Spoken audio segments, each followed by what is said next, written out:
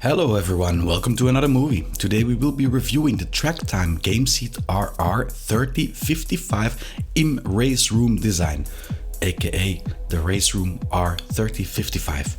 RaceRoom Entertainment is a German company founded in 2005 that specializes in game rigs and simulators. Their products range from simple game seats to extensive racing simulators.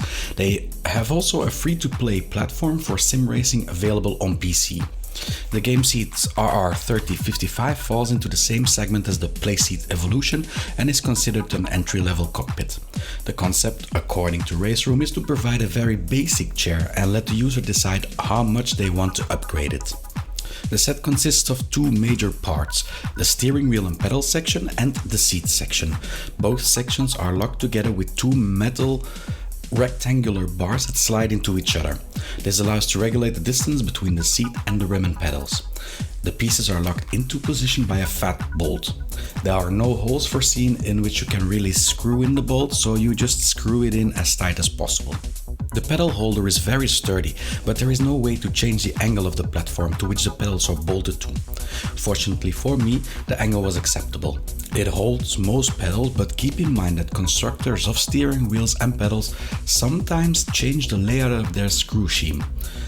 This means, for example, that I needed to adapt the base plate to hold my t-lcm pedals. The steering wheel holder on the R3055 is in a U shape and has in the center a rectangular steel bar where you can slide in the plate that holds the base and the rim. The mechanism is held in place by two bolts, one on both axes. Here again, there are no pre-drilled holes, so you just screw it in as tight as possible. The tray that holds the steering wheel can be slid forwards and back in a slightly angular movement. A bar welded to the frame is in place for the optional VESA adapter.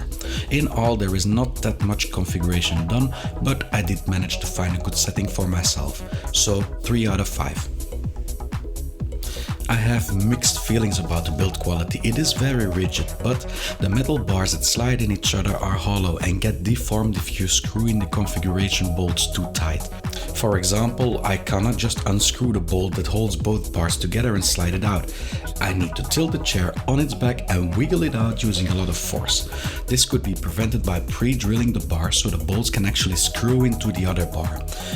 Why this is a problem? Well, the seat doesn't come standard equipped with seating rails, so if someone else would want to use the rig, they would need to have the pedals closer or farther, then it's a pain in the bottom if you need to start wiggling the thing out. It is simply not efficient. The pedals are well attached to the frame, but when a lot of pressure is applied, the part of the steering wheel just lifts up. The steering wheel also has quite some flex to it. Applying the optional stiffening profiles does help already, but even with this it's more than I would have liked and expected. The build quality of the seating is adequate. I spent a lot of time in this chair and didn't experience real back pains from it, finding it even comfortable to be in. It is very easy to get in and out of. The sturdy leather-like plastic didn't show tears or creases in a year's usage time. I can see RaceRoom tried to make a good chair from this, but it just lacks refinement. Like, instead of bars, go with tubes or pre-drill holes in the bars, put in some additional attaching points. It's a small thing, but it affects the build quality a lot. Something also worth mentioning, and this doesn't bother me too much since I usually race with a headset and some music on, but it squeaks and cracks a lot, and with time very, very loud. I feel a 3.5 out of 5 seems to be correct. Again, like the Playseat Challenge, this rig has a U-form to hold the wheelbase in place, providing some freedom of legs, allowing good access to all the pedals. The chair itself can also be folded forwards, making it smaller in height. The measurements for this rig completely deployed are approximately 55 cm width, 130 cm length and 107 cm height, and in fold-in mode it is 93 cm in height. The seat has a nicely done RaceRoom logo on it, has some attachments for cable straps, and that's it for features. Very basic and a 2 out of 5. There are quite a lot of options available for the RaceRoom R3055, and it is there that the RaceRoom concept stands or falls. Being able to attach a monitor to your rig is very appealing versus having to buy a display stand separately. But there are three things that bug me here. Some options, like the stiffening profile, should have already been included in the basic chair.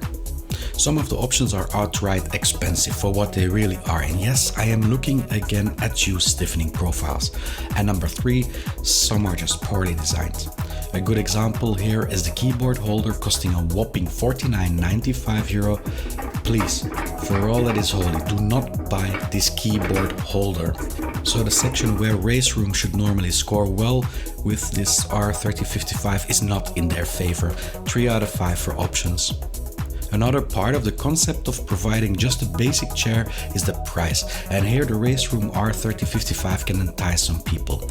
At €299 to €329, this chair is very sharply priced against the most direct competition, the Playseat Evolution. And if you look at the end result being this nicely black powder coated frame, the spicy RaceRoom logo and the fake leather race seats and the red, white, black color scheme, you really can't complain. This is a good price for what it offers and for this price segment. A well-deserved 4 out of 5. With an end result of 3.1 out of 5, it doesn't score that wonderful, but that's okay.